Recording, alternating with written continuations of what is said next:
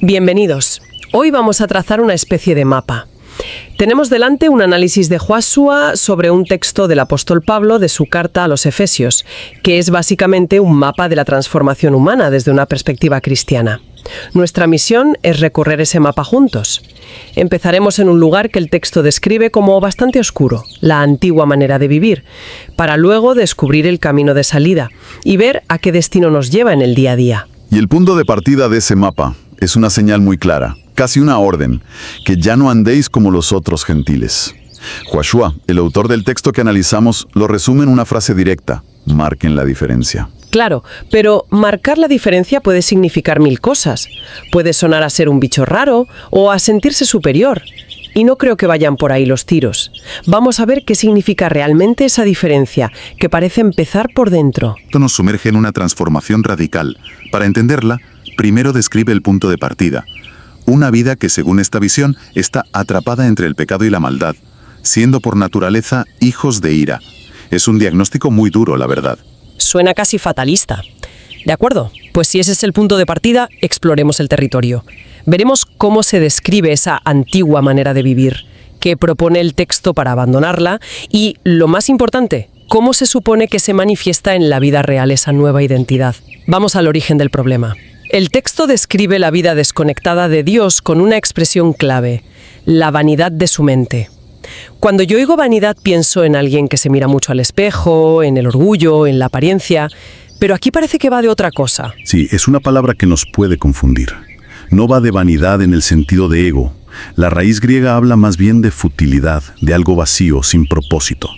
Es casi un concepto existencialista.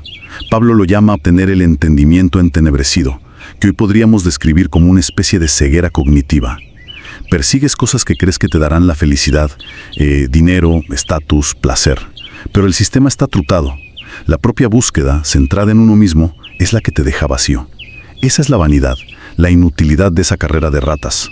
O sea que no es tanto un problema moral de ser malo, sino un problema de percepción, de estar fundamentalmente equivocados sobre dónde está la felicidad y el sentido de la vida. Exacto. Es una ceguera que lleva a dos estados más. El segundo, dice el texto, es estar ajenos de la vida de Dios, por la ignorancia. Lógico. Si tu entendimiento está a oscuras, no puedes participar de una vida que se basa en la luz. Y la consecuencia final de todo esto es la dureza de su corazón. La mente ciega y esa ignorancia voluntaria acaban por insensibilizarte. Es como un músculo que no se usa y se atrofia. Entiendo que no es vanidad de mirarse al espejo, pero futilidad. Suena muy bestia. Mucha gente sin una fe religiosa diría que su vida tiene un propósito muy claro: su familia, su trabajo, el arte, ayudar a los demás. El texto está diciendo que todo eso es inútil si no parte de Dios. Es una pregunta clave. Y creo que la respuesta que daría el texto no es que esas cosas sean inútiles en sí mismas, sino que, sin un anclaje a algo trascendente, corren el riesgo de convertirse en ídolos que al final también dejan vacíos. El problema no es amar a tu familia, sino convertir a tu familia en tu único Dios, porque eso le pone una presión que no puedes soportar. La vanidad sería construir tu vida sobre cimientos que, desde esta perspectiva, no son eternos y por tanto son en última instancia fútiles. Vale, lo pillo. Es una cuestión de fundamento. Y ese vacío que deja el no tener ese fundamento, según Josué, se llena con otra cosa. El texto de Efesios es bastante crudo aquí. Sí, no se anda con rodeos. Dice que esas personas, habiendo perdido toda sensibilidad, se entregaron a la lascivia, cometiendo con avidez toda clase de impureza. La palabra lascivia suena muy antigua, algo de la Inquisición. ¿Estamos hablando simplemente de sexo sin control? ¿O es algo más amplio? ¿Se refiere a una falta de límites en general? ¿A una cultura del todo vale con los deseos? Mucho más amplio. La palabra original tiene que ver con la ausencia de freno, con la desvergüenza, con una vida donde los impulsos no tienen contrapeso. Es la descripción de una existencia sin ancla moral, donde el si me apetece, lo hago. Es la única ley. Así que sí, se aplica a lo sexual, pero también a la avaricia, a la gula, al poder, a cualquier deseo sin control. Es la consecuencia lógica de un corazón que se ha vuelto insensible. De acuerdo, el panorama es bastante desolador. Una mente a oscuras, un corazón insensible, una vida a la deriva. Si esa es la enfermedad, cuál es la cura que propone el texto, porque Pablo no se queda en el diagnóstico, ¿verdad? Da un giro muy claro al decir, pero vosotros no habéis aprendido así a Cristo. Ese es el punto de inflexión. Es un pero que lo cambia todo. Deja claro que la experiencia de los creyentes a los que escribe es radicalmente distinta.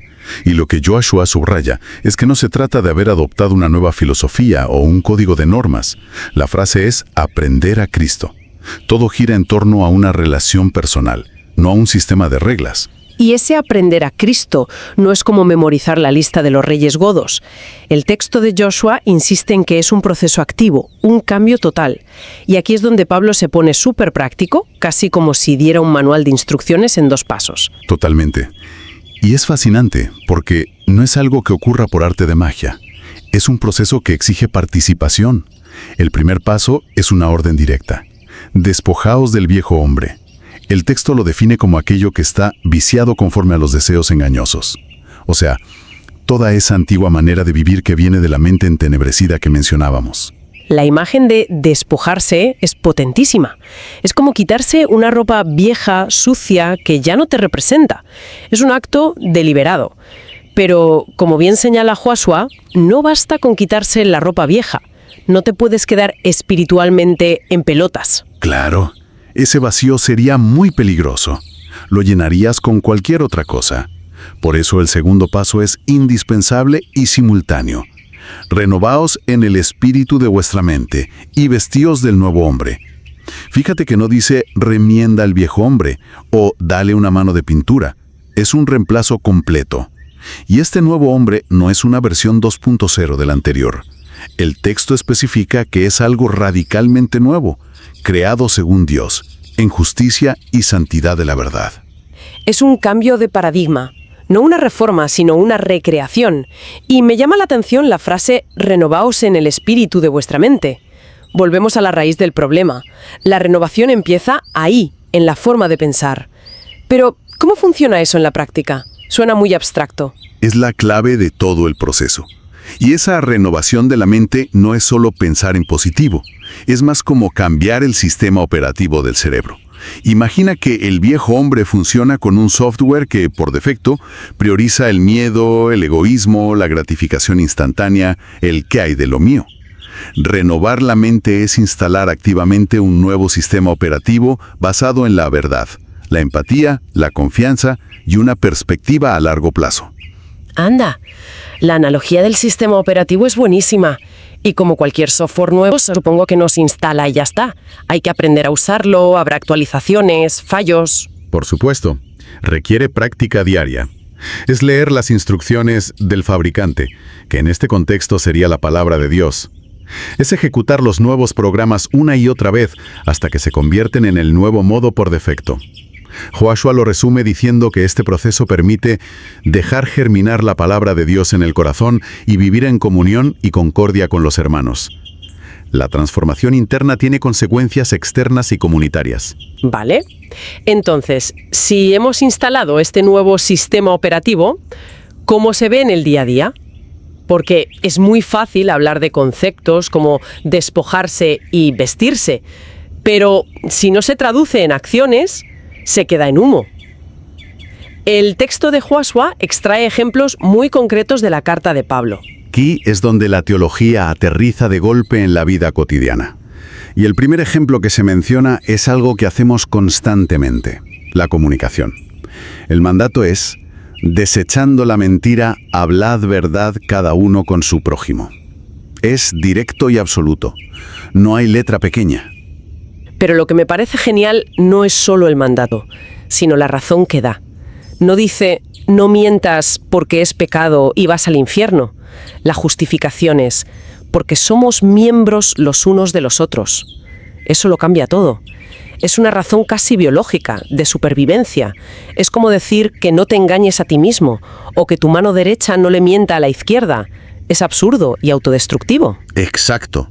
Pone la honestidad en un plano comunitario. Una mentira no es solo una ofensa contra otra persona, es un ataque a todo el sistema, a todo el cuerpo. Como dice Joshua, la mentira destruye el cuerpo de Cristo, la verdad lo edifica. Cada vez que mientes, estás introduciendo un virus en tu propia red. Me parece una perspectiva brutalmente práctica. ¿Y el segundo ejemplo que da es igual de relevante hoy o quizá más con la crispación que hay en todas partes? Trata sobre la gestión de las emociones. Sí, en concreto la ira. La frase es: airaos, pero no pequéis. No se ponga el sol sobre vuestro enojo. Un momento, esto me choca. Yo siempre había pensado que desde una perspectiva cristiana la ira era de por sí algo a evitar. Está Pablo diciendo que hay una ira buena. ¿Cómo es posible enfadarse sin pecar? Suena casi contradictorio. Es que lo es, y por eso es una instrucción tan matizada y tan brillante. El autor Joshua interpreta que Pablo no niegue la legitimidad de la emoción. Hay cosas que deberían darnos rabia, como la injusticia, el abuso o la crueldad. Una persona que nunca se enfada por nada es una persona apática. El mandato no es no sientas ira, sino no dejes que la ira te controle y te lleve a pecar. O sea que la emoción es neutral, pero la acción que se deriva de ella no lo es. Justo. El mandato es doble. Primero, que la ira no te lleve a pecar, a decir algo hiriente de lo que te arrepientas, a guardar rencor, a planear una venganza. Y segundo, que tenga una fecha de caducidad muy corta. No se ponga el sol sobre vuestro enojo. Es decir, gestiónalo hoy, no lo dejes para mañana. Es fácil decirlo, pero todos sabemos lo que es irse a la cama dándole vueltas a una ofensa. Ese bucle mental. Claro. Y lo que el texto sugiere es que ese bucle mental es en sí mismo un peligro, es un caldo de cultivo para la amargura. La instrucción no es reprimir la emoción, sino tener un plan de acción. Vale, estoy enfadado. ¿Qué voy a hacer con esto antes de que se haga de noche? Lo hablo, lo escribo, lo decido perdonar y lo dejo ir. Es un llamado a la acción emocional inmediata. Josué usa una palabra preciosa. Dice que el Espíritu Santo educa nuestras emociones. No las elimina, las educa para que no se conviertan en rencor. Resumiendo el viaje hasta ahora, el mensaje central que extrae Josué es que marcar la diferencia no es una pose ni una superioridad moral. Es el resultado visible de haber cambiado el sistema operativo interno. Y el texto sintetiza las aplicaciones prácticas de este nuevo andar en unos puntos muy claros. Sí, es un buen resumen de las implicaciones. El primero, palabras verdaderas que ya hemos visto. El segundo, emociones controladas por el espíritu, refiriéndose a esa gestión de la ira. El tercero sería relaciones sanas y edificantes, que es la consecuencia lógica de lo anterior. Y el cuarto es la base de todo, una mente renovada que piensa y decide conforme a la verdad de Jesús. Es un círculo virtuoso. La mente renovada lleva a palabras y emociones sanas, y estas construyen relaciones que edifican. Y para que todo esto no se quede en una bonita teoría, el texto de Josué termina proponiendo 2 preguntas de autorreflexión muy directas, para que cada uno se las aplique como un escáner personal. Son preguntas que invitan a una introspección muy honesta. La primera es: ¿en qué áreas de mi vida sigo andando como los gentiles, siguiendo la vanidad de mi mente o deseos engañosos? Es una invitación a identificar dónde el viejo sistema operativo todavía tiene el control o se ejecuta en segundo plano. Es una pregunta valiente, porque te obliga a mirar esas zonas grises que a veces preferimos ignorar. La segunda va un paso más allá, busca una acción concreta. Sí, la segunda es: ¿qué parte del viejo hombre necesito despojar hoy? ¿Qué verdad de Cristo necesito vestir y dejar que renueve mi mente? Pasa del diagnóstico a la acción. Y me encanta que no pregunte por un plan a 5 años, sino por hoy. ¿Qué paso práctico, qué cambio de mentalidad o de hábitos se puede empezar a implementar ahora mismo, al acabar de escuchar esto? El análisis que hemos recorrido hoy, basado en el texto de Josué sobre Efesios, nos presenta una visión de la fe no como un evento de un solo día, sino como un proceso continuo. Despojarse y vestirse, morir a una vieja forma de ser para nacer a una nueva, cada día. Y el texto es consciente de que este proceso no es fácil ni depende solo de la fuerza de voluntad. Por eso concluye con una oración que funciona como una declaración de intenciones. Pide ayuda divina para llevar a cabo esta transformación, pide valor para decir la verdad y sabiduría para gestionar las emociones. Es el reconocimiento de que este camino requiere una fortaleza que va más allá de uno mismo. Y esto nos deja con una última idea para reflexionar. El análisis se ha centrado mucho en la ira como una emoción potente que debe ser educada para no pecar. Y me pregunto si este principio se aplica a la ira, ¿qué otras emociones o impulsos humanos, incluso los que consideramos buenos y legítimos, necesitan también esa misma guía? Es una gran pregunta. Pienso en la ambición, por ejemplo. Puede ser un motor para lograr cosas increíbles, pero sin educar se convierte en avaricia destructiva.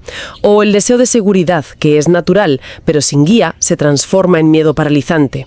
O incluso el afecto y el amor, que sin sabiduría pueden volverse posesivos y asfixiantes.